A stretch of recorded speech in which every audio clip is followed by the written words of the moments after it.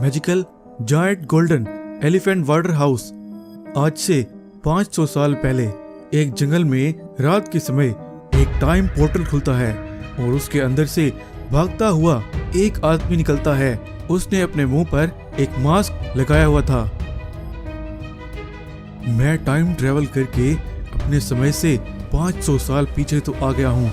अब जिस काम के लिए मैं इतनी दूर आया हूँ तुरंत उसे पूरा करता हूँ और यहाँ से निकलता हूँ, इससे पहले कि वो खतरनाक एलियंस मेरा टाइम मशीन से पीछा करते हुए यहाँ इस समय में आ जाएं। वो ऐसे बोल ही रहा था कि वहीं एक और बड़ा टाइम पोर्टल खुला और उसके अंदर से उन एलियंस की टाइम मशीन निकली। तुम जितना भी हमसे छुप लो, हम फिर भी तुम्हें ढूंढ लेंगे। अब अगर जिंदा रहना चाहते हो तो जो सीक्रेट फार्मूला तुम हमसे चुरा कर लाए हो वो हमारे हवाले कर दो। वो आदमी बहुत डर गया था तो वहां से भागने लगा और वो एलियंस भी उसका पीछा करने लग गए। वो आदमी भाग रहा था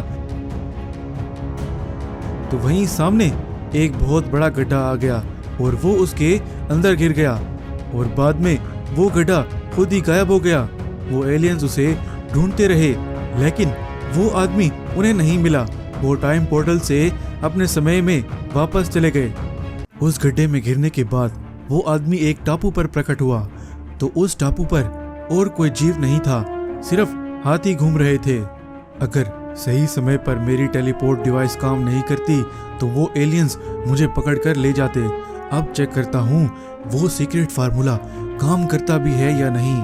वैसे वो आदमी उसके हाथ में लगी डिवाइस का एक बटन दबाता है तो उस टापू के सारे हाथी सोने के रंग में बदल जाते हैं। तो उन एलियंस का ये फार्मूला सच में काम करता है। अभी तो ये हाथी सिर्फ सोने के रंग के हुए हैं। जैसे जैसे समय बीतता जाएगा ये हाथी समय के साथ विकसित होते जाएंगे और एक दिन ये अपनी दुनिया बना लेंगे। वो ऐसा कहकर बोल ही रहा था कि वहां पर फिर से उन एलियंस की टाइम मशीन आ जाती है और वो एलियंस उस आदमी को अपनी टाइम मशीन में खींच लेते हैं और फिर वहां से गायब हो जाते हैं। ऐसे बहुत साल गुजर गए। आज के दिन सुंदरपुर गांव में मोहन नाम एक मछुआरा था। मोहन अपने बेटे सौरभ के साथ मिलकर अपने घर में ही एक नाव बना रहा था। जब मेरी ये नाव बन जाएगी तो समंदर में बहुत दूर दूर जाऊंगा और बड़ी बड़ी मछलियां पकड़ कर लाऊंगा। हाँ पिताजी, जब हम उन बड़ी मछलियों को पकड़ेंगे तो उनको बेचने से हमें बहुत पैसे मिलेंगे। वहाँ उसी गांव में पंकज सेठ नाम का एक धनवान रहता था। वो बहुत अमीर था। उसके पास कार्स, ट्रैक्टर ये सब भी सोने के बने हुए थे। एक दिन पंकज सेठ ने अपने बेटे बंटू को बुलाया तो पंकज सेठ, तुम्हें कितनी बार कहा है गांव के उन गरीब लड़कों के साथ मत खेला करो। तुम्हें जो चाहिए मैं तुम्हें लेकर दूंगा, लेकिन तुम बस उन गरीब लड़कों से दूर रहो। पिताजी, मुझे एक हाथी चाहिए और वो भी सोने के रंग का। सोने का सच में हाथी नहीं होता, अगर होता तो मैं तुम्हें वो खरीद देता। ऐसे एक दिन बंटू सौरभ से खेलने के लिए उसके घर गया। वहां उन्होंने अपनी नाव बनाई हुई थी। हम इस नाव पर समंदर में मछलियां पकड़ने जा रहे हैं, तुम्हें हमारे साथ आना है तो तुम भी चल सकते हो हमारे साथ। वो उस नाव को समंदर में ले गए।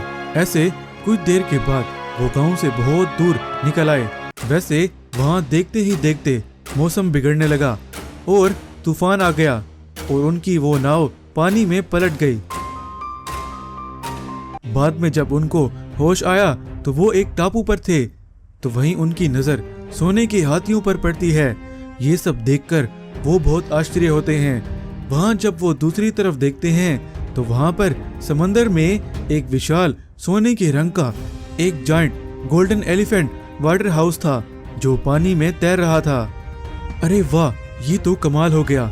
यहाँ तो सोने के रंग के हाथी हैं और उनका घर भी है। मैं तो हमेशा से सोने के हाथी देखना चाहता था और आज मैंने सच में देख लिए। ये सब बातें बाद में होती रहेंगी। पहले वहां चल के देखते हैं कि उस जायंट गोल्डन वाटर हाउस में क्या है। ऐसे वो सब उस एलिफेंट वाटर हाउस के अंदर जाने के लिए आगे बढ़ते हैं। जब वो सब उस एलिफेंट वाटर हाउस के अंदर पहुंचते हैं, वो देखते हैं कि उस एलिफेंट के अंदर तरह तरह की मशीन्स होती हैं और रोबोट्स। वहीं उनके सामने एक एलिफेंट प्रकट होता है। तुम सब समंदर में डूब रहे थे, तुम सबको हमने ही बचाया है। हमें एक भविष्य के साइंटिस्ट ने बनाया है और ये कोई एलिफेंट हाउस नहीं है, ये हमारी टाइम मशीन है। तुम लोग बगैर नाव के अपने घर वापस नहीं जा पाओगे। तुम्हें तुम्हारे घर टेलीपोर्ट करता हूँ। वैसे वो हाथी उन सबको टेलीपोर्ट कर देता है और टेलीपोर्ट होकर वो अपने घर में प्रकट होते हैं। गरीब का मैजिकल गोल्डन ट्रैक्टर। सुंदरनगर गांव के पास वाले जंगल में एक बहुत बड़ी गुफा थी। एक दिन उस गुफा में बहुत तेज रोशनी हुई और उस गुफा के अंदर से दो बहुत विशाल सोने के रंग के दानव निकले और जंगल में कोई ढूंढने लगे। जैसे ही रात हुई, वो दानव जंगल से कुछ जानवरों को पकड़कर अपनी उस गुफा में ले गए। सुंदरनगर गांव में संदीप नाम का एक गरीब रहता था। संदीप बहुत होशियार था। वो भंगार से चीजें उठाकर लाता और जुगाड़ लगाकर छोटे मोटे आविष्कार बनाता रहता। एक दिन संदीप गांव में एक भंगार वाले के पास जाता है और वहां पर भंगार में पड़े एक पुराने ट्रैक्टर को देखकर कुछ सोचने लगता है। अगर मैं इस ट्रैक्टर को दोबारा से ठीक कर दूं तो मैं इस ट्रैक्टर से बहुत पैसे कमा सकता हूं और फिर उन पैसों से अपना घर भी ले सकता हूं। संदीप उस पुराने ट्रैक्टर को ले आता है और उसे ठीक करने लगता है। ऐसे कुछ ही दिनों में संदीप उस ट्रैक्टर को बिल्कुल ठीक कर देता है। ये ट्रैक्टर तो अब ठीक हो गया है, अब इसकी टेस्ट ड्राइव करता हूँ। संदीप गांव में उस ट्रैक्टर की टेस्ट ड्राइव करने लगता है। वो ऐसे उस ट्रैक्टर को चला रहा था, वहीं बजरंगी नाम का एक ट्रैक्टर वाला आकर, क्यों भाई, ये पुराना ट्रैक्टर कहाँ से लाए हो? लगता है किसी भंगार से उठा कर लाए हो। तुम्हारे इस बेकार ट्रैक्टर पर तुम्हें कोई काम नहीं देगा। संदीप उसकी ये बात सुनकर बहुत दुखी हुआ और ट्रैक्टर को लेकर जंगल की तरफ चला गया। संदीप अपने ट्रैक्टर को जंगल में चलाते चलाते बहुत दूर निकल आया और उस गुफा के पास पहुंच गया। संदीप के पास आते ही उस गुफा के अंदर से बहुत तेज रोशनी निकलने लगी। ये देखकर संदीप बहुत आश्चर्य हुआ। इस गुफा से ये इतनी तेज रोशनी कैसे निकल रही है? मुझे तो कुछ गड़बड़ लग रही है, इसका पता लगाना पड़ेगा। संदीप अपने ट्रैक्टर को उस गुफा की रोशनी के अंदर ले जाता है और दूसरी तरफ एक जादुई दुनिया में पहुंच जाता है।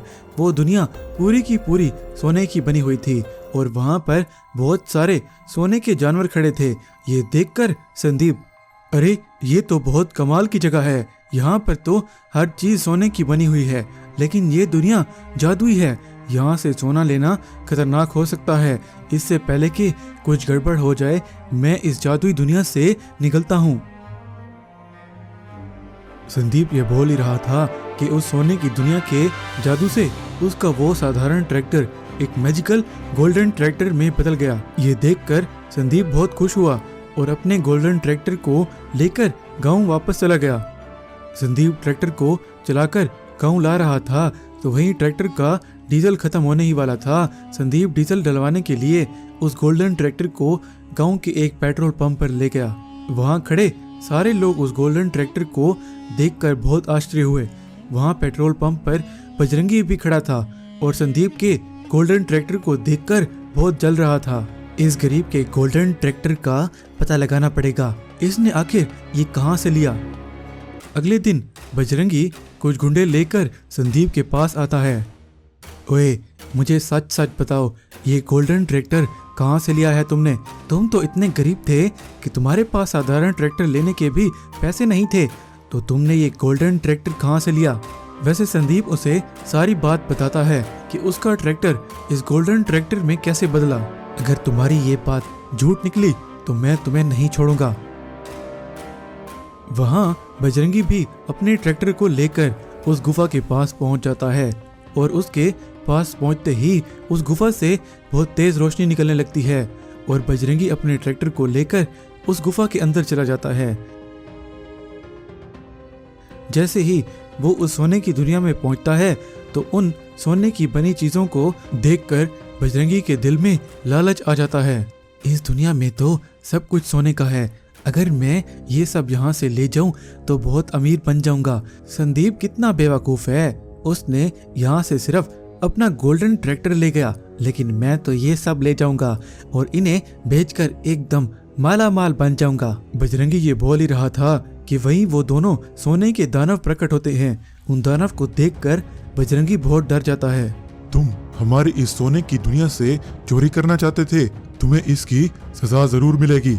वो दानव अपनी शक्ति इस्तेमाल करके बजरंगी को एक सोने की मूर्ति में बदल देते हैं और वो वहीं सोने की मूर्ति बने हुए उस सोने की दुनिया में कैद होकर रह जाता है।